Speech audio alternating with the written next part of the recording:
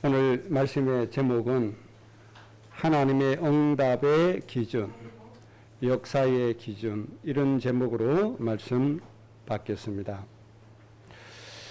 언약이라고 하는 히브리어 단어는 베리트라고 하는 단어입니다. 맹세라고 하는 뜻을 가지고 있습니다. 언약 하면 베리터 이렇게 정리를 하시기 바랍니다. 원서에 베리트라고 하는 단어를 썼는데 무슨 뜻이라고요? 맹세라고 하는 뜻이다. 그렇게 정리를 하셔야 됩니다. 구약 성경에 제일 먼저 언약이라고 하는 단어, 베리트라고 하는 단어가 나온 것이 창세기 6장 18절입니다.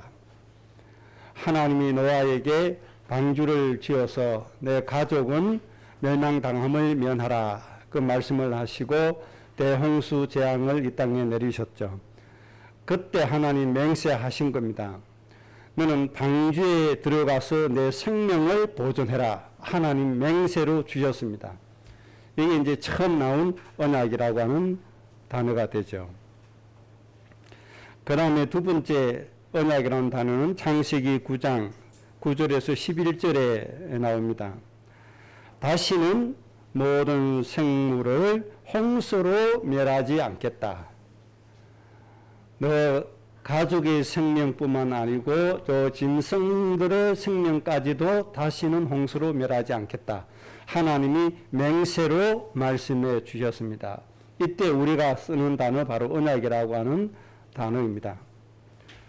그 다음에 세 번째 언약이라는 단어가 창세기 15장 18절에 나와집니다.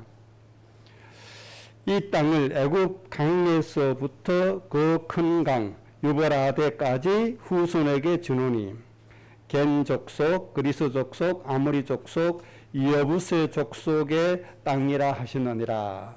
이렇게 말씀하시는데 하나님이 아브라함에게 가나안 땅을 너 후손에게 주겠다. 맹세로 이 말씀을 하셨다는 겁니다.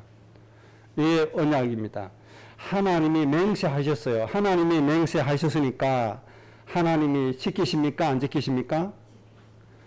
하나님이 지키시잖아요. 그 인간도 맹세한 건 꼭 지키잖아요. 약속한 건 꼭 지킨단 말이에요. 이 맹세라는 말은 약속보다 뛰어난, 약속보다 한 단계 더 높은 뜻을 가지고 있잖아요. 하나님이 이렇게 가나안 땅을 아브라함 내 후손에게 반드시 내가 주겠다. 이렇게 맹세하면서 약속을 해주셨단 말이에요. 꼭 지키겠다는 거죠. 그 다음에 창세기 17장 2절에 하나님이 언약이라고 하는 단어를 쓰시면서 이렇게 말씀했죠. 내가 언약을 세워서 너로 하여금 심히 번성하게 하겠다. 이때 하나님 맹세로 말씀해 주셨어요. 여러분에게 하나님 맹세하셨다니까요. 뭐라고 맹세했어요? 심히 번성하게 하겠다고 맹세해 주셨습니다. 하나님이 맹세를 언젠가는 반드시 지키시게 될 겁니다. 이런 응답 속에 여러분의 인생이 있습니다. 이 하나님의 맹세하신 말씀을 꼭 누리시기를 바랍니다.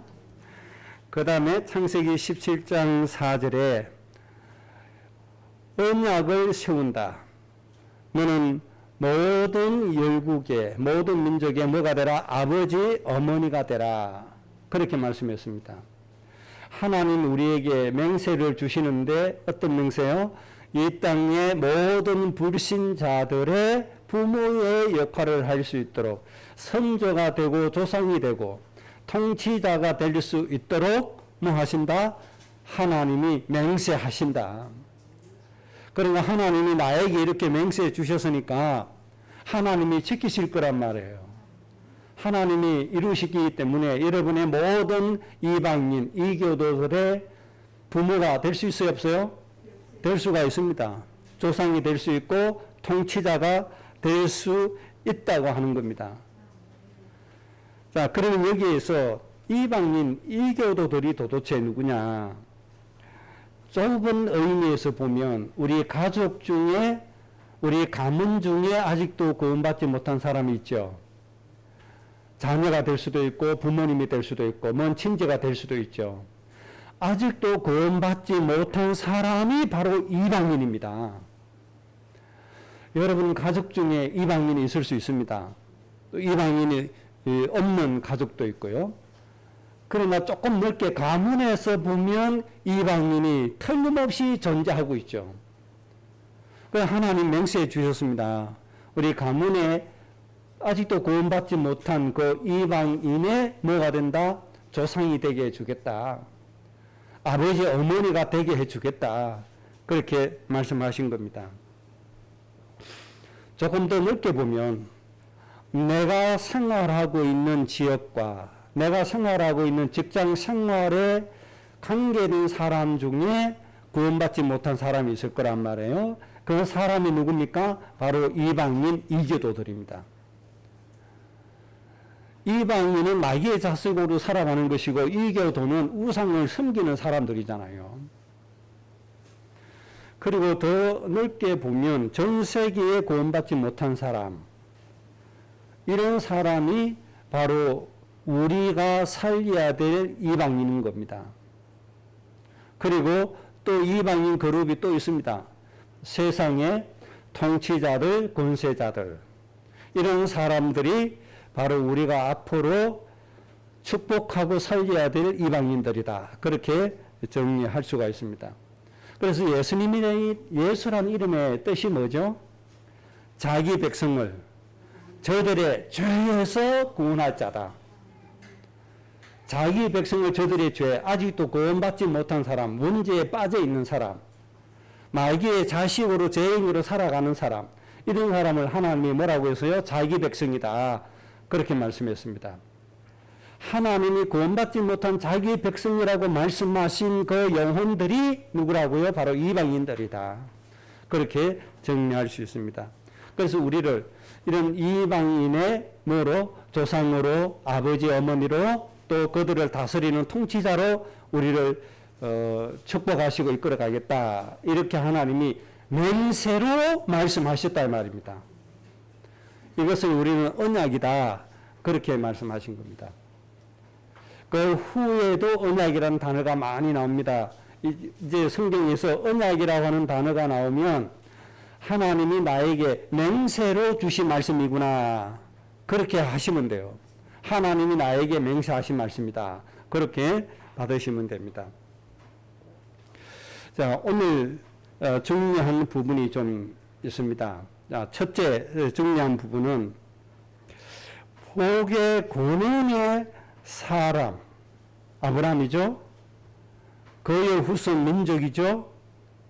하나님께서 창대케 하시고 번성케 하시는 이 복의 권능의 민족이 왜 이방인 나라의 노예가 되었느냐 하는 겁니다. 이것이 구원받은 우리가 풀어야 될 숙제입니다. 분명히 하나님이 복의 권능이라고 말씀하셨고 모든 민족을 복되게 하는 사람이라고 하나님이 축복해 주셨습니다. 하나님의 계획입니다. 이 목적을 놓고 하나님 우리 불러주셨습니다. 그런데 이런 복의 권능의 사람이 애굽을 복되게 하기는커녕 애굽의 미움의 대상이 되고 애굽의 노예가 되어버렸다 이 말이에요. 그럼 이것을 하나님이 그렇게 만들었을까요? 하나님이 그렇게 하신 거 아니죠. 그렇게 될 수밖에 없는 삶을 아브라함과 그의 후손들이 살았다 이 말입니다. 하나님께서 어느 날 기분 나빠가 니 이제 종살이 가라. 그렇게 하시지 않았다 이 말이에요. 여러분이 귀한 자녀를 기분 나쁘라고 야 이놈아 니 저 너 집에 가서 종살이나 해. 그럽니까? 그건 완전 정신 나간 사람이죠. 그런 사람 없어요. 본인이 뭐예요? 탕자 짓을 한 거죠. 본인이 나가서 노예생활을 한 거죠. 이렇게 먼저 좀 생각을 하시고 왜 복의 권능이 노예가 되느냐 하는 건 꼭 풀어야 될 숙제입니다. 이거. 이 문제 해결하지 않고는 신앙생활이 잘 되어지지 않습니다. 자, 다시 말씀드릴게요. 하나님은 분명히 우리를 복의 권능이라고 말씀하셨어요. 그런데 이 말씀이 한 10년, 100년 지나니까 말씀이 희미해지고 말씀이 효력이 없어지고 그렇습니까? 절대로 그렇지 않잖아요.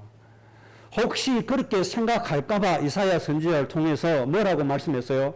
야, 이 사람들아, 인간의 그 발전한 문명 시든다.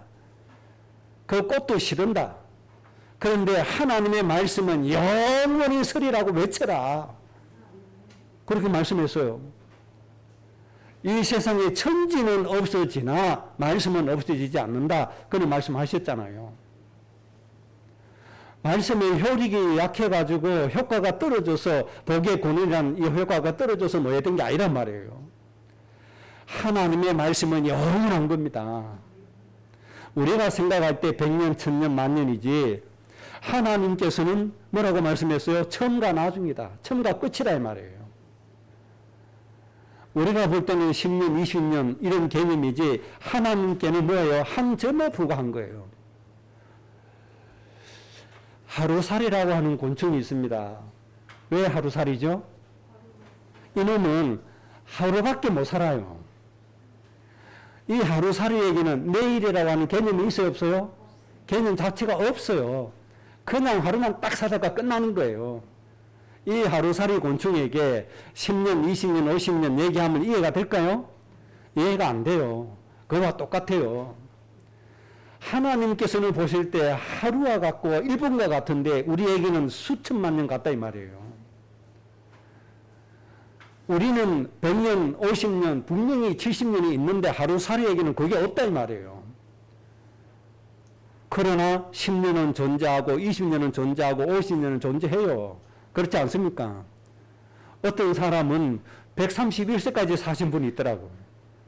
어떤 사람은 131년이라고 하는 삶이 존재하고 있어요. 그런데 하루살이는 이걸 알 수가 없어요. 시간이라는 게 이게 적절한 예가 안 되지만은 그렇다 이 말이에요. 분명히 존재한단 말이에요. 영원한 시간이 존재해요. 하나님께서를 보실 때는 영원한 그 시간을 가지고 계신 거예요. 우리가 느끼는 천년, 만년, 하나님께는 느낄 수가 없어요. 한순간에 불과한 거예요. 이런 하나님의 말씀이 효력이 떨어진다? 그럴 수가 없단 말이에요. 말씀이 땅에 떨어진다? 그럴 리가 없단 말이에요. 영원한 생명의 말씀이고 능력의 말씀이란 말이에요. 그래서 분명히 우리가 고백할 수 있는 것은 하나님의 말씀이 약해져서 노예가 됐다. 이건 아니라 이 말이에요. 하나님의 은혜가 약화되어져서 어느 날 백성들이 노예가 되어버렸다. 이런 일은 절대로 일어날 수 없다 이 말이에요. 그러면 그 원인은 누구에게 있어요? 아브라함 자신에게 있고 아브라함의 후손에게 그 원인이 있다는 겁니다. 그래서 우리가 노예되어지고 축복이 없어지고 힘들게 사라지고 행복이 없어졌다. 이 원인이 어디에 있다? 바로 구원받은 우리 자신에게 있다. 이것을 잘 인식하고 도대체 이 원인이 뭐냐? 왜 노예됐냐? 하는 문제를 꼭 오늘 해결받아야 되겠습니다. 자, 그러면 이스라엘 백성들이 애굽에서 400년 노예된다는 것을 하나님이 미리 알려주셨잖아요. 그 말씀이 어디에 있는 거니까 창세기 15장 12절에서 16절에 기록되고 있습니다. 창세기 15장 12절에서 16절에 하나님께서 아브라함의 후대가 이방인의 계기에 되어서 400년 동안 그들을 섬기고 그들은 400년 동안 후대들을 괴롭히게 될 것이다. 그렇게 말씀해 주셨습니다. 자, 그러면 중요한 게 이 하나님의 예언이 나오게 된 배경이 원인이잖아요. 하나님이 앞으로 되어질 일을 말씀해 주셨는데 왜 이 말씀이 나와지게 되느냐? 그 배경이 이제 중요한 겁니다. 그 배경이 원인이 되는 거죠. 아브라함이 창세기 15장 8절에 하나님 앞에 이렇게 질문을 던집니다. 주 여호와여, 내가 이 땅을 소유로 받을 것을 무엇으로 알 수 있습니까? 이렇게 하나님 앞에 질문을 던집니다. 무슨 질문요? 하나님이 저에게 맹세해 주셨는데 하나님이 맹세해 주신 이 땅을 내가 소유한다는 증거가 뭐겠습니까? 그렇게 물은 겁니다. 내가 이 땅을 소유할 수 있다는 증거를 달라 이 말이거든요. 내가 이 땅을 소유한다는 증거가 무엇이겠습니까? 이렇게 아브라함이 하나님께 질문을 합니다. 이때 하나님께서는 뭐라고 말씀하시는가 하니까 나를 위해서 3년 된 암소, 3년 된 암염소, 3년 된 순양, 3비둘기, 집비둘기를 가지고 내게 와라. 아브라함이 가지고 와서 하나님 앞에 예배를 드리는데 모든 짐승의 배를 갈라서 맞대어 놓고 그 새는 쪼개지 않았더라. 그렇게 말씀을 하고 있죠. 이렇게 하나님께 예배하는데 설계가 자꾸 내려왔다. 설계가 내려올 때마다 아브라함이 쫓았다. 그렇게 성경에 기록하고 있습니다. 이 사건 이후에 창세기 15장 12절에 이렇게 말씀했습니다. 해 질 때에 아브라함에게 깊은 잠이 임하고 해질 무렵에 예배 마치고 해질 무렵이 됐는데 아브라함에게 잠이 왔단 말이에요. 그런데 이 잠이 전 편안한 잠이면 좋겠는데 편안한 잠이 되지 않은 거예요. 꿀잠이 아닌 거예요. 악몽의 잠이 돼버린 거예요. 어떤 악몽이 왔는가 하니까 큰 흑암과 두려움이 그에게 임하였더니 그렇게 말씀했습니다. 큰 흑암과 뭐가 와서요? 두려움이 임했다. 아브라함이 하나님 앞에 질문했습니다. 하나님이 내 이 땅, 내가 소유할 이 땅을 하나님 나에게 주신다고 했는데 그 증거가 뭡니까? 이렇게 하니까 하나님이 재물을 가지고 와라. 아브라함이 재물을 갖다가 예배를 드렸어요. 그리고 아브라함이 이제 해질 무렵에 잠이 들었어요. 그런데 그 잠이 뭐가 됐다고요? 큰 흑암이 되고 두려움이 그에게 찾아왔다. 그렇게 말씀했어요. 그리고 나서 15장 13절에 하나님이 이렇게 말씀하십니다. 너는 반드시 알아라. 너는 반드시 알라. 내 자손이 이방에서 객이되어 그들을 섬기겠고 그들은 400년 동안 내 자손을 괴롭히리라. 애굽의 400년 노예 생활의 예언이 이때 하나님이 주신 말씀입니다. 앞으로 400년 동안 이방인의 객이 될 수밖에 없는 상태임을 이미 말씀해 주신 겁니다. 그러면 여기에서 우리가 한 가지 알 수 있는 게 뭐냐? 뭔가 아브라함이 하나님 앞에 잘못을 했구나 라는 것을 알 수가 있어요. 그렇죠. 그러면 아브라함이 도대체 잘못한 것이 무엇일까? 이것을 우리가 찾아봐야 돼요. 이 답을 어디에서 찾을 수 있는가 하니까 아브라함이 하나님께 드린 질문에서 그 답을 찾을 수가 있어요. 아브라함이 하나님께 드린 질문, 하나님이 들어가라고 하신 그 가나안 땅에 들어가서 하나님이 아브라함을 축복하셨는데 이때 아브라함이 하나님께 질문을 했잖아요.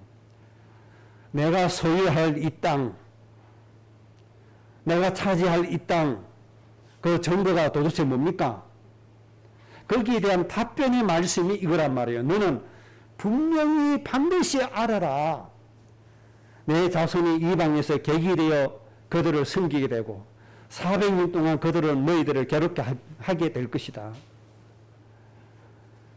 아브라함의 질문에 대한 답이란 말이에요. 이해 되시겠죠? 그래서 성경에 일어난 사건은 성경으로 풀어야지 신학 사상으로 풀 수가 없어요.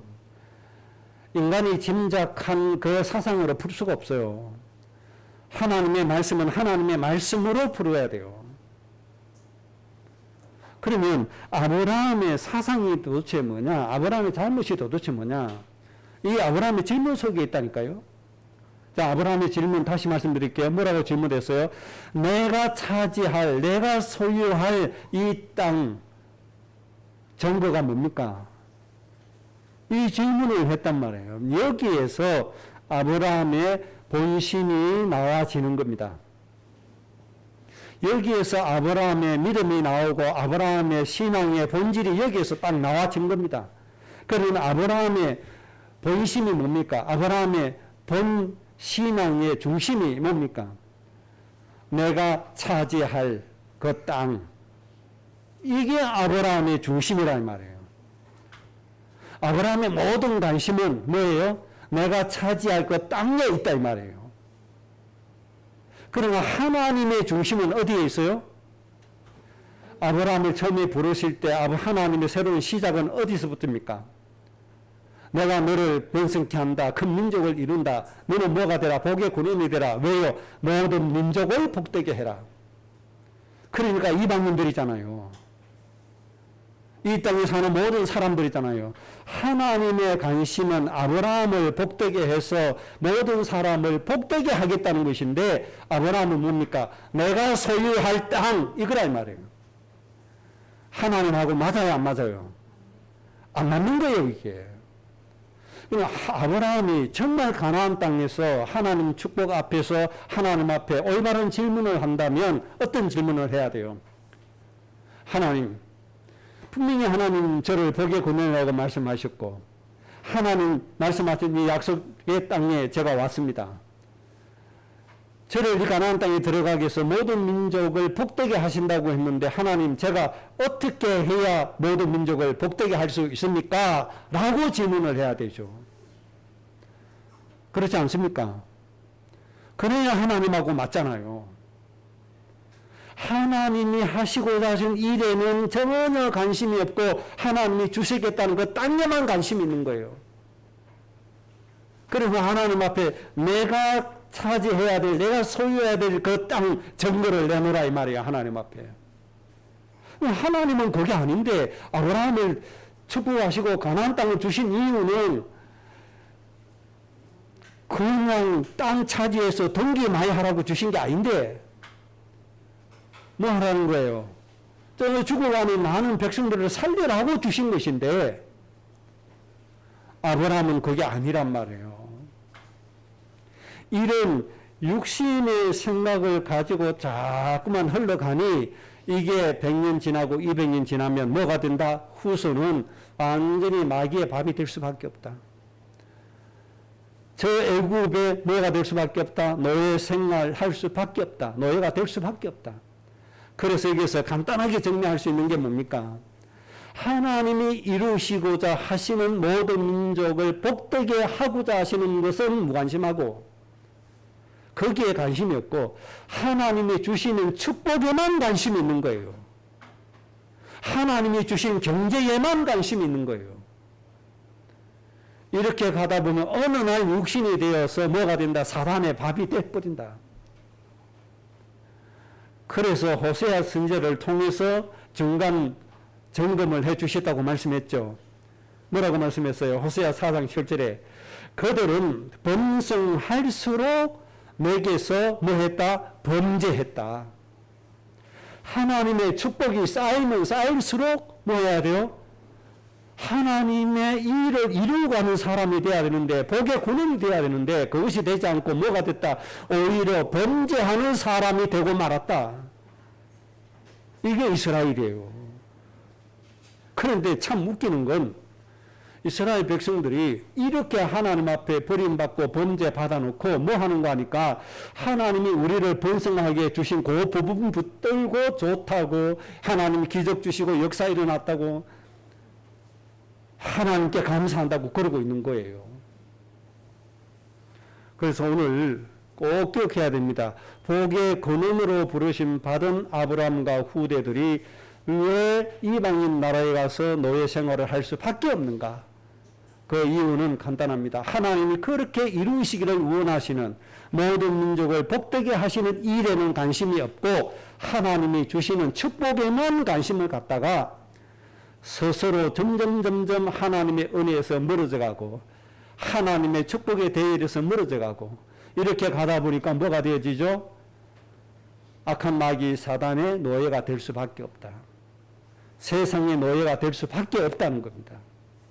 이것을 우리는 이 말씀에서 잘 배워야 됩니다. 자, 이해가 되시겠죠? 하나님의 은혜가 약해서가 아닙니다. 하나님 은혜가 없어서가 아닙니다. 하나님이 하시고자 하시는 그 일을 놓쳐버렸단 말이에요. 이것을 여러분 꼭 기억하셔야 됩니다. 그래서 뭘 붙잡아야 돼요? 하나님이 나를 복의 근원 만들어서 나를 통해서 이 세상에서 하시고자 하시는 일을 분명하게 찾고 붙잡아라. 그것을 가지고 하나님 앞에 예배하고 이 고민을 하나님 앞에 해야 됩니다. 아브라함과 같이 그렇게 하지 마세요. 하나님 맹세하시기 때문에 아브라함이 정거 내 나라 아내로 하나님이 주시게 돼 있는 겁니다. 그것은. 거기다 대고 왜 정거를 내놔랍니까? 뭐 하나님이 사기꾼입니까? 아니잖아요. 하나님이 아브라함을 통해서 이 땅에 죽어가는 모든 사람 그렇게 살리기를 소원하고 계시는데 거기에는 관심이 하나도 없고 모든 사람 살리라고 주시는 그 가나안 땅 내 소유로 삼는 것 거기에만 관심이 있다가 하나님 앞에 예배하기는 했는데 악몽에 시달리고 흑암이 들어닥치고 결국은 앞으로 미래에 되어질 일을 하나님 앞에 예언받게 되는 사건이 바로 애굽에 노예되는 사건입니다. 이것을 보면서 우리는 중요한 응답을 좀 가져야 됩니다. 이것이 노예된 첫 번째 이유입니다. 그 다음에 두 번째 이유, 창세기 5장 16절에 또 이렇게 기록하고 계십니다. 아브라함이 이렇게 말씀했어요. 내 자손은 4대 만에 이 땅으로 돌아오리니 이는 아모리 족속의 제약이 아직 가득 차지 않았다. 그렇게 말씀해 주셨습니다. 노예로 갔는데 뭐 한 달, 두 달, 1년 있다가 빨리 그냥 가나안 땅으로 들어오면 얼마나 좋겠습니까? 그런데 하나님 그렇게 하지 않으시고 몇 년 동안 두셨다?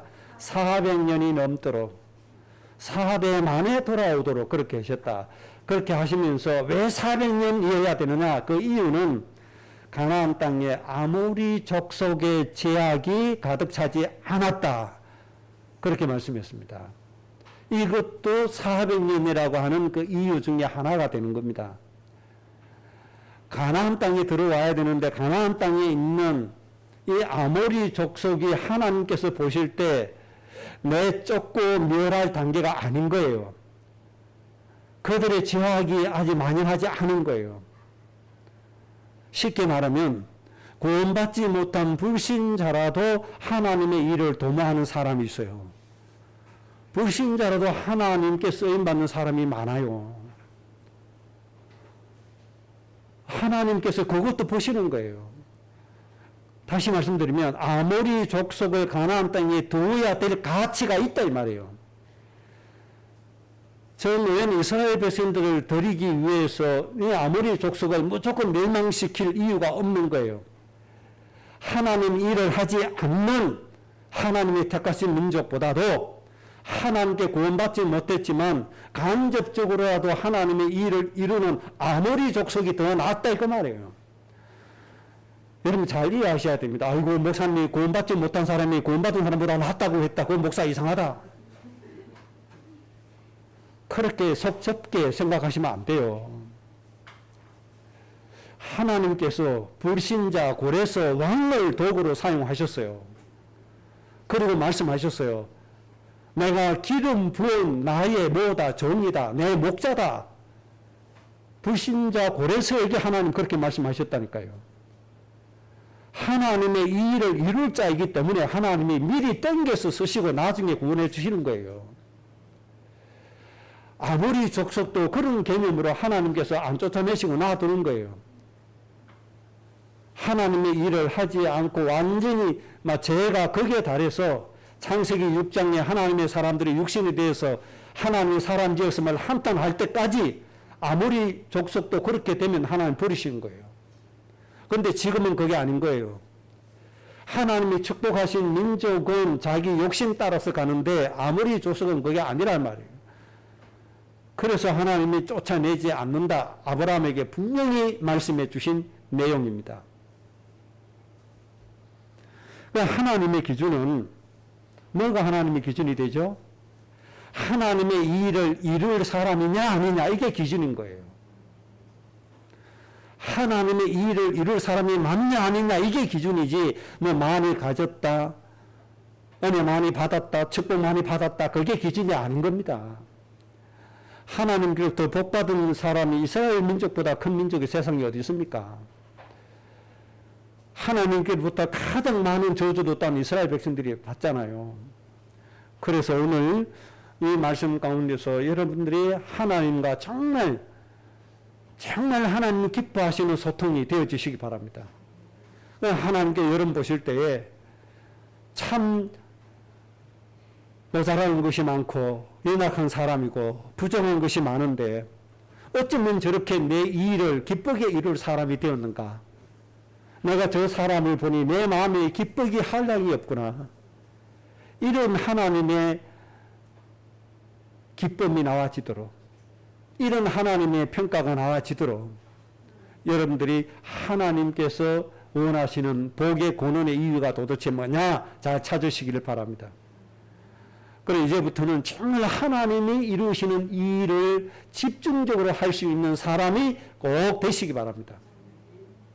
베드로가 아무리 주는 그리스도시요 살아계신 하나님의 아들이십니다 고백하고 바요나 시므나 내가 복이 있다 이렇게 축복을 받아도 예수님의 이 일을 방해할 때는 사탄아 내 뒤로 물러가라.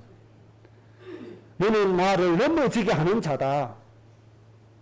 하나님의 이 일을 이루지 않고 아무리 믿음 고백하고 아무리 복을 받아도 하나님을 넘어지게 하는 자는 뭐에 불과하다? 사탄에 불과하다. 아무런 의미가 없고 가치가 없다 이 말입니다. 그래서 여러분 뭐 어떤 사람이 되어야 돼요? 하나님의 일을 이루는 사람, 하나님께서 이루시고자 하시는 이 일을 가장 먼저 중심에 담는 사람, 이런 사람이 꼭 되시기를 주의 이름으로 축복합니다. 그 다음에 세 번째 이유가 또 있습니다. 출애굽기 1장 10절에 애굽의 사람들이 그 요셉의 가문 70명이 가서 큰 민족이 되어졌잖아요. 그렇게 섬겼던 애굽의 조상들, 애굽의 가문을 왜 종으로 삼아버리느냐 하는 것이 출애굽기 1장 10절에 기록되고 있습니다. 애굽 왕이 본 이스라엘의 이미지가 답입니다. 요셉을 알지 못하는 왕이 세워졌다. 그렇게 말씀했죠. 그런데 이 왕이 이스라엘 백성들을 보니까 걱정이 탁 드는 거예요. 첫 번째는 뭐라고 생각했는가 하니까 저들이 우리보다 더 강성해진다. 우리보다 더 빨리 번성돼진다. 그렇게 될 수밖에 더 있습니까? 하나님이 아브라함에게 뭐 해주셨다고요? 큰 민족을 이루겠다고 맹세를 해주셨기 때문에 하나님이 번성해 주시겠다고 맹세하셨기 때문에 그 맹세 때문에 이스라엘 민족은 번성할 수밖에 없어요. 저 애굽보다도 더 크게 번성할 수밖에 없다 이 말입니다. 뭐 때문에요? 하나님의 맹세 때문에. 이것을 애굽 왕이 보고 두려움을 느끼기 시작한 거예요. 그래서 이스라엘 민족들, 아브라함의 후대들을 보니까 어떤 이미지로 받아들이는가 하니까 저 사람들은 적군이 우리 쳐들어와서 전쟁이 붙을 때에 우리를 돕지 않고 상대방하고 결탁을 맺어서 우리를 망하게 할 것이다. 이렇게 판단을 해버린 겁니다. 그래서 안 되겠다. 저렇게 번성하는 민족을 그대로 두었다가는 큰일 나겠다. 다른 나라가 우리가 쳐들어왔을 때 우리를 등지면 우리는 그야말로 순식간에 망할 수밖에 없다. 그러니 저 민족을 억압해서 뭐 해야 된다. 번성을 막아야 되겠다. 이렇게 결단 내리고 그때부터 섬기고 대접 잘해주던 그 민족을 노예로 삼기 시작합니다. 그 대표적인 성이 뭡니까? 람셋 성을 지었게 했다. 그렇게 말씀하고 있죠. 집도 주지 않고 벽돌을 만들어서 뭐 했다? 성을 건축하게 만들었다. 이것이 대접받으면서 갔던 민족이 노예로 전락한 계기가 되어지는 겁니다. 그러면 여기에서 이스라엘의 문제가 뭡니까? 애굽 사람들에게, 애굽 왕에게 복의 권원이 되어서 모든 민족을 복되게 해준다는 민족의 이미지를 심어주지 못했다 이 말이에요. 지금 불신자들이 교회에 욕하죠. 저 교회 저거 없었으면 좋겠다고 난리가 났죠. 왜 그렇죠?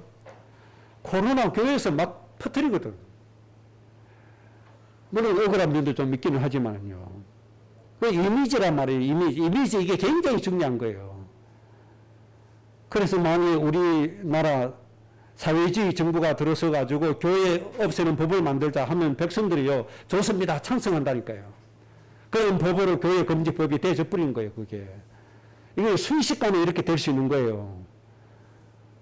그거는요 한번 돼버리면요 굉장히 한순간에 돼버리는 겁니다. 이게 그런 국가들이 이 지구촌에 많이 있어요. 그래서 뭐가 중요하다? 이미지라고 하는 게 그래서 중요하다. 만약에 사회주의 정부가 들어서 교회에 저거 없애는 법을 만들자. 거의 지금 예를 들어서 여당이 180석이잖아요. 모든 법 다 만들 수 있잖아요. 이 힘 가지고 교회에 저거 쓸모없어. 교회 없애는 법 만들자. 밀어붙여보면 끝나는 거예요. 지금 그렇게 못하죠. 이번 여당이. 왜요? 국민들의 저항이 있으니까. 그런데 국민들이 그 발의한 법안에 찬성해버리면 그걸로 끝나는 거예요. 그럼 왜 국민들이 찬성하겠죠? 저 교회에 있어봐야 우리나라에 도움되는 거 없어. 코로나나 퍼뜨리고 저들끼리나 그냥 잘 먹고 잘 살기 위해서 방역 수치도 안 지키고 저 이나 챙기고 이런 이미지 가지고 있으면 국민들이 뭐라고 하겠어요? 잘 됐습니다. 차라리 교회 없는 게 낫습니다. 교회 옆에 이사 가니까 땅값 떨어지지, 집값 떨어지지. 이런 형편인데 교회에 말하고 둘 겁니까? 그래서 뭐가 중요해요? 교회가 세상 사람들에게 이스라엘 민족이 애굽에게 보여주는 이미지가 굉장히 중요하다 이 말이에요. 아브라함 후손이 애굽 사람들에게 어떤 이미지를 심어줘야 돼요? 하나님이 그들을 복주시고 모든 민족을 축복하시는구나 이렇게 깨달아야 되죠. 하나님이 저 이스라엘 민족을 복주셔서 우리 애굽을 참으로 축복되어야 하는구나 이렇게 깨닫게 해줘야 되죠. 이걸 못 해줬다 이 말이에요. 이스라엘 백성들이. 뭐가 없어요? 마음 중심이 없어요. 아브라함부터 없어요. 그저 뭐예요? 내가 차지할 소유, 내가 누릴 복 이것만 생각이지 하나님이 이루실 정말 모든 민족 살리기 시다 하는 그 소원은 없다니까요. 그래서 애굽 사람들이 본 이스라엘의 이미지는 자기밖에 모르는 거예요. 우리 민족을 복되게 하는 민족이 아닌 거예요. 오히려 적군에게 결탁해서 우리를 망하게 하는 민족으로 보여진 거예요. 이렇게 보여지면 큰일 나는 거예요. 오늘날 한국교회도 일반 국민들에게 그렇게 보여지면 큰일 나는 거예요. 저 교회 때문에 우리나라가 복을 받고 교회 때문에 우리 이웃의 어려운 사람들이 도움을 받고 살아가는구나. 교회가 이 지역에 우리나라에 꼭 필요한 그런 단체구나. 교회가 정말로 우리 인간들을 도와주는 그런 종교구나. 이런 인식을 갖지 못하게 해주면 안 된다 이 말이에요. 무슨 뜻인지 이해되시겠죠? 최일도 목사님이 밥 퍼주는 목사님 뭐 그런 별명이 있잖아요.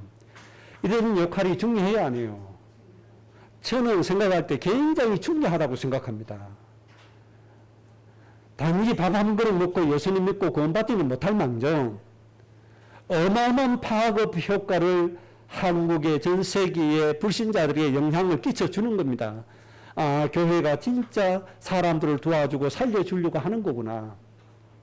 그러고 난 다음에 복음 전해서 그들을 살리고 이런 일들을 해야 되는 거예요. 구제한다고 구원받는 거 아니야. 구제는 필요 없어. 그런 아주 좁은 소견 가지고 하나님 앞에 서면 안 돼요. 이스라엘 민족이 애굽 왕이 봤을 때 너무 뭐예요? 번성은 너무 잘 돼. 복은 너무 잘 받아. 그런데 우리나라를 복되게 하고 우리나라를 도와줄 그 민족이 아닌 거예요. 우리를 해코지하고 우리를 멸망시킬 그런 존재로 깨달아진 거예요. 그래서 뭐예요? 자기 나라의 힘 가지고 노예 삼아버린 거예요.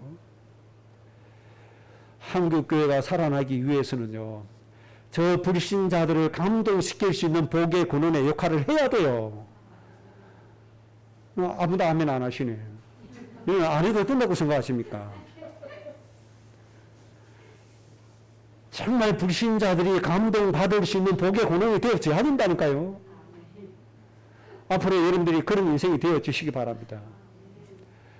여러분 살고 있는 지역에서 여러분 가정 때문에 동네 사람들이 야, 정말 하나님이 필요하구나.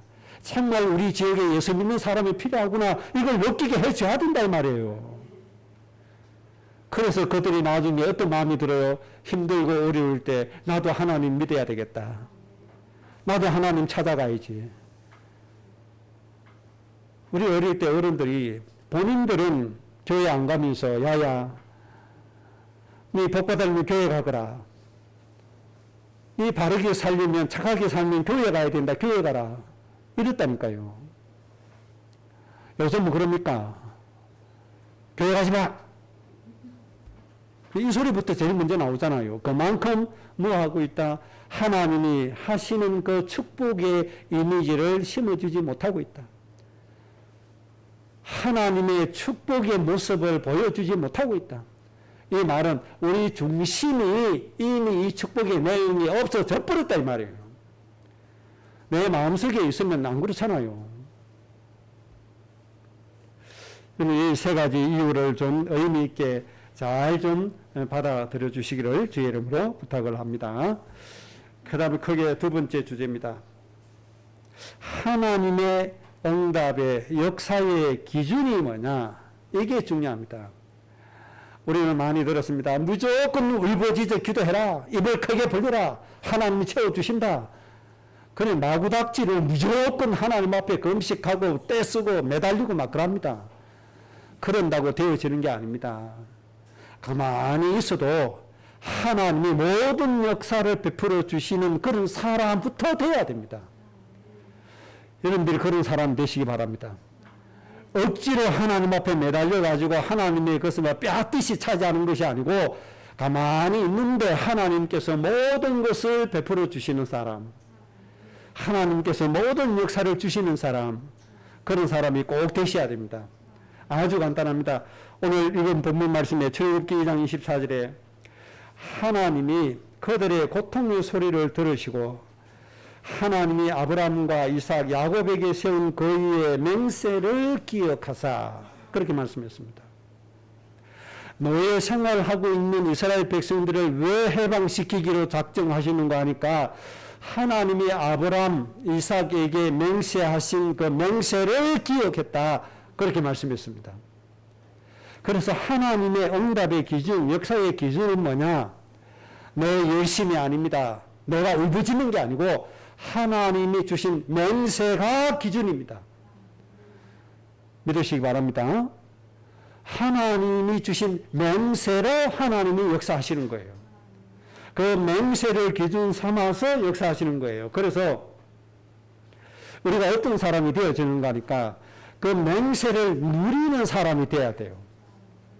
하나님이 주신 맹세를 누리는 사람이 되면 구하지 않은 것까지도 하나님 다 주시게 되어 있어요.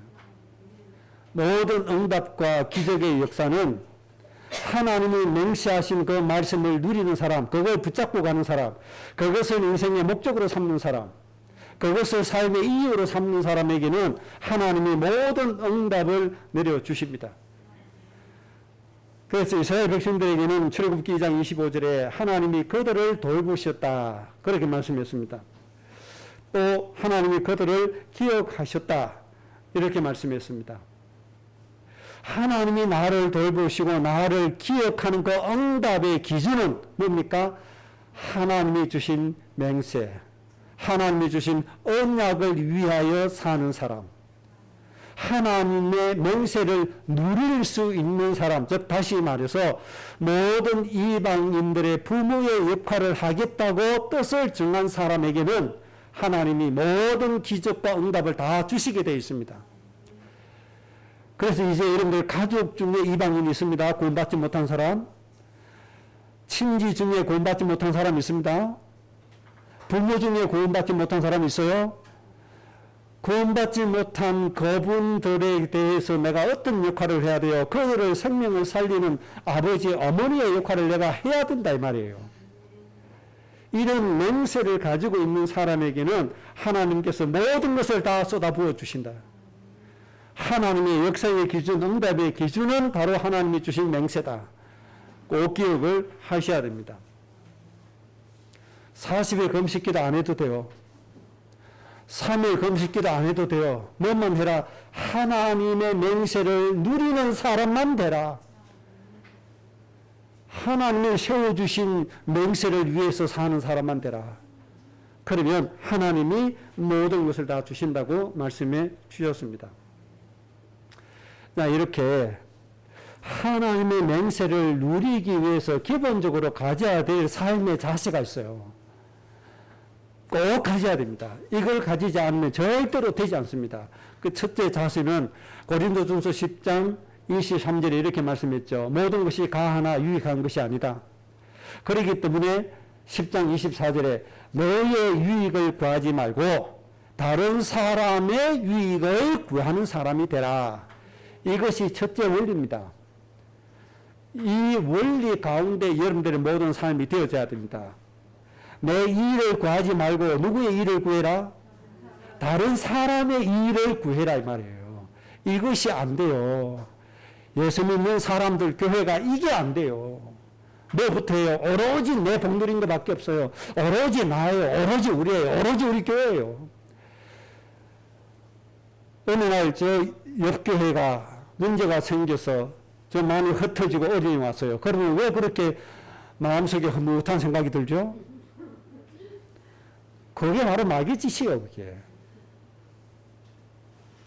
왜 그렇죠? 남의 이익을 구하는 마음이 없어서 그런 생각이 드는 거예요. 너의 일을 먼저 구하지 말고 다른 사람의 일을 뭐 해라? 먼저 구해라 이 말이에요. 그래서 고린도전서 10장 31절 33절에 먹든지 마시든지 무엇을 하든지 다 하나님의 영광을 위해서 해라. 그러면서 하신 말씀이 이 구절은 모든 목사들이 다 좋아해요. 성도들 보고 먹든지 마시든지 무엇을 하든지 하나님의 영광을 위해서 해라. 교회 잘 섬기라. 그런데 그 뒤에 말씀을 싹 무시해버립니다. 하나님의 영광을 위해서 하는 게 도대체 뭡니까? 너를 기쁘게 하지 마라. 다른 사람을 먼저 기쁘게 해라. 너의 유익을 구하지 마라. 다른 사람의 유익을 먼저 구해라. 어떤 사람이든지 방해가 되지 마라. 이것이 먹든지 마시든지 무엇을 하든지 하나님을 위해서 하는 겁니다. 이해가 되시겠습니까? 이 기본적인 자세를 꼭 여러분들이 견지하고 가셔야 돼요. 이게 안 돼요. 이게 그저 하나님 복 달라고만 해요. 그저 하나님 은혜로 잘 사는 것만 생각해요. 그렇게 해가지고는 하나님의 역사, 하나님의 응답의 기준에 충족되지 못한다 이 말이에요. 정인가 목사님이 오늘 몸살나서 예배 못 왔는데 지난주 예배 마치고 가시면서 목사님이 저녁에 식사하러 오세요. 정향이 왔다고 이제 식사하러 그래 갔어요. 가서 이제 식사를 맛있게 하는데 손님들이 자꾸 오니까 권사님 아들 효성이가 서빙하러 왔어요. 근데 권사님은 부엌에서 일하시느라고 바쁘고 식사 다 하고 권사님이 우리 대접해 주시는데 그냥 와야 되잖아요. 그런데 아들이 아직 예수님 잘 안 생기잖아요. 이 아들이 서빙하고 있는데 그냥 올 수가 없단 말이에요. 그래서 밥값을 내고 왔어요. 효성이한테. 왜 그렇게 했냐. 우리 엄마 발목 아픈 거 알거든요. 너무 힘든 거 알거든요. 근데 목사라는 사람이 와서 밥만 떡 먹고 밥값을 안 주고 갔다. 그럼 나중에 효성이 복음 듣는데 조금 방해가 될까봐. 그래서 효성이한테 밥값 내고 왔어요. 아마 금사님은 좀 미안한 얘기지만은. 왜 그랬어요?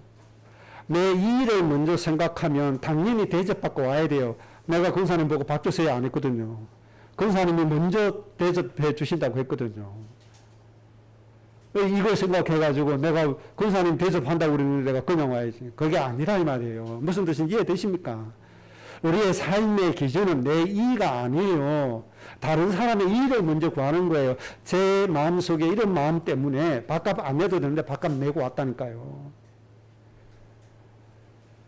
7월 첫째 주일을 마치고 월요일 날 제가 봄에 또 다른 일을 하다가 올해는 창문을 제가 못 닦았잖아요. 그래서 7월 첫째 주일 마치고 7월 11일인가 12일 날 창문을 다 뜯어서 펑펑물 불어서 다 닦았어요. 하고 나니까 저녁 7시가 됐어요. 너무 힘들잖아요. 그래서 우리 밥 못 해먹겠다. 우리 짜장면 한 그릇 시켜서 먹자. 그래서 짜장면 한 그릇 시켰어요. 그런데요, 짜장 가지고 온 이 사람이 주인인지 뭔지 모르겠는데 와서 짜장을 막 부리는 거 있죠. 시음질 막 부리는 거예요. 2층인데 왜 2층이라고 말 안 했냐고. 아니 그렇게 막 뭐라 하고 가더라고요. 아이고 얼마나 속상해요. 아니 전에는 종종 시킬 때 1층까지 끝말 없이 갖다 주더니 그날은 더워서 자기도 힘들었겠죠. 폭염이 그때부터 시작됐잖아요. 그럼 어쩝니까? 맛있게 먹었죠. 먹고 그 소리 하는 게 괘씸하잖아요. 그래서 막 밖으로 닦지 않고 그냥 내버릴까 하다가 깨끗이 닦아가지고 내놨습니다. 또 철없어 한 소리인데 크다 뭐 우수가 없겠다고 그래. 에이구 뭐 그렇게 할 겁니까? 우리는 그런 수준이 아니잖아요.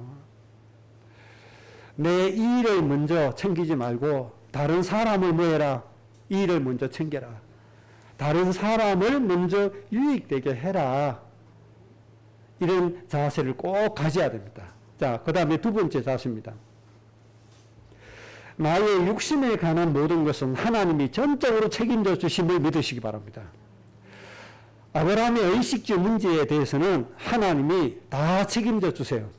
아브라함의 의식주 문제 해결해달라고 안 해도 하나님 해결해 주세요. 그래서 여러분들이 잘 살든 못 살든 잘 먹든 못 먹든 하나님께 맡기시고 여러분들이 해야 할 일은 뭡니까? 복의 근원으로서 모든 민족을 어떻게 할 것이냐? 저 죽어가는 모든 불신자의 부모로서의 내가 어떤 역할을 할 것이냐? 이것만 신경 쓰시란 말이에요. 이해되시겠습니까? 아브라함처럼 육신의 소욕에 빠져서 내가 차지할, 내가 소유할 그 땅의 정보를 내놔라 이래 하지 말고 하나님이 나를 통해서 죽어가는 사람 살리실 텐데 내가 어떻게 그들을 살릴 것이냐. 여러분의 가문에 구원받지 못한 사람 많이 있잖아요. 그 영혼을 살리기 위해서 여러분들 얼마나 땀 흘렸어요. 그 영혼을 살리기 위해서 여러분들 얼마나 눈물 쏟았어요. 정말 눈물 하나 흘리지 않았다 회개하셔야 돼요. 내가 정말 잘못 살았구나. 내가 정말 다른 것을 했구나. 그 생각해야 돼요. 하나님이 하루에 2끼 먹을 것밖에 안 주신다. 2끼만 잡숴야 안 죽어요. 하나님이 1끼 먹을 것만 주셨다. 1끼만 잡숴야 안 죽어요. 우리 그렇게 해봤잖아요. 97년대 6월달에 이 건물 짓고 12월달에 창립 예배 드렸는데 도와준다고 하는 교회가 이단이라고 하면서 모든 걸 다 끌어뿌리고 빚만 덩그러니 따안아서 당장 하루 세끼 먹을 양식도 없었잖아요. 그랬더니 정양이가 5살, 완양이 4살. 우리 두 아이가 밥 못 먹은 끼가 10끼가 돼요. 당장 모든 돈이 생기면 이 건물 짓기 위해서 이 업체에다 돈 주기 바쁜데 밥 못 먹었어요. 돈 3,000원이 없어 쌀을 못 샀어요. 그때 쌀 한 대가 이 동네 3,000원 하더라고요. 3,000원이 없어 쌀 한 대 못 살 때가 있었다니까요. 우리 개척하고 그랬어요. 그런데 몇 끼를 밥 못 먹었어요. 그러면 아이들이 늘어져야 되잖아요. 안 늘어져요. 더 생생하게 뛰어다니며 놀아요. 동네 어른들 만나면요, 더 반갑고 즐겁고 기쁘게 인사를 해요. 할아버지 안녕하세요. 할머니 안녕하세요. 그러니까 이 어르신들이 얼마나 아이들을요, 인사 잘하고 하니까, 아이고야, 너 너무 착하구나. 어떤 할머니 2,000원 주고, 어떤 할아버지 5,000원 주고, 그 돈 가지고 쌀 샀다니까요. 끼니 많이 굶어서요, 안 죽어요, 여러분. 하나님께 맡겨놓고, 뭐만 하면 돼요. 하나님이 하실 일만 좀 하시라 이 말이에요. 어떻게 하면 저 죽어가는 저 사람을 좀 살릴까, 이 고민을 좀 하시라고요. 때가 되면 하나님이 입히시고 매이시고 다 해주십니다. 여러분 지금 돈 없어서 하나님 일 못한다고 생각하십니까? 아닙니다. 가장 큰 일 할 수 있습니다. 하나님께 맡겨놓으시고 여러분 뭐만 하시라? 하나님이 주신 복의 권원의 일만 잘 하시라. 그러면 돼요. 마지막으로 하나님이 맹세를 이루시기 위해서, 맹세하신 말씀을 이루시기 위해서 주신 응답들, 시간이 너무 많이 지나갔으니까 간단하게 말씀드리면 400년 노예 생활 자기 힘으로 절대로 안 되는데 하나님이 해방시켰습니다. 10가지 기적을 주셔 해방시켰죠. 홍해가 있습니다. 홍해를 육지까지 건너게 주셨습니다. 요즘과 같이 폭염이 기승을 부립니다. 구름 기둥을 주셨습니다. 밤에는 기온이 뚝 떨어져서 뭐하죠? 저체온증에 걸리게 되었습니다. 뭘 주시죠? 불기둥을 주십니다. 먹을 것이 없어요. 만나를 주세요. 물이 없어요. 샘물이 터지게 했어요. 아모리가 쳐들어왔어요. 전쟁에서 이기게 했어요. 요단강이 가로막고 있어요. 요단강을 육지까지 건너게 했고 여리고성이 막혀 있어요. 여리고성을 하나님 무너뜨려 주시고 가나안 땅을 정복하고 하나님이 분배하기까지 모든 것을 다 주셨어요. 그래서 이 시대에 여러분에게 주시는 하나님의 결론은 골로새서 2장 10절입니다. 우리의 가정과 가문이 어디에서요? 세상의 통치자, 권세자 머리 위에 서게 될 것이다. 이것이 하나님 역사의 본론입니다. 그렇게 해서 뭐 하라고요? 하나님의 말씀으로 복음으로 전 세계를 살리는 사람이 되라. 이렇게 되면 골로새서 2장 15절의 말씀을 성취하실 겁니다. 어떻게 해요? 세상의 통치자 모든 사람들을 우리 앞에 모아간다. 완전히 굴복시킨다. 무력화시킨다. 모든 사람 앞에 부끄럽게 만들어버릴 것이다. 이런 날이 오게 될 겁니다. 지금 3단체가 아무리 막강한다고 해도 우리 후대가 이 응답 속에 들어가 버리면요. 그 막강한 프리메이션에 나오는 단체를 우리 후대 앞에 무력화시켜버린 거예요. 우리 후대 앞에 부끄럽게 만들어버린 거예요. 그게 문제가 아니고 내 안에 뭐예요? 육신의 자꾸 탐욕, 이게 문제란 말이에요. 아브라함처럼 뭐를 내놔라? 내 소유, 이 땅 소유할 증거를 내놔라. 하나님 앞에 요짓을 하면 안 된다 이 말이에요. 그런데 신앙생활을 그 요짓을 하고 있어요. 빨리 모든 것을 버려버리고 하나님이 주신 뭐예요? 복의 근원. 모든 민족을 살리시고자 하시는 하나님의 그 일, 이 일에 내가 우리 가정이 어떻게 쓰임 받을 것이냐 이 고민하고 예배하고 하나님 앞에 이것을 이룰 수 있게 해달라고 기도하시면 골로새서 2장의 말씀이 여러분 가정 후대에게 그대로 성취되어지게 될 줄로 믿습니다. 이 말씀이 꼭 성취되기를 주의 이름으로 축복합니다. 합심으로 기도하겠습니다. 녹화 버튼 끄세요.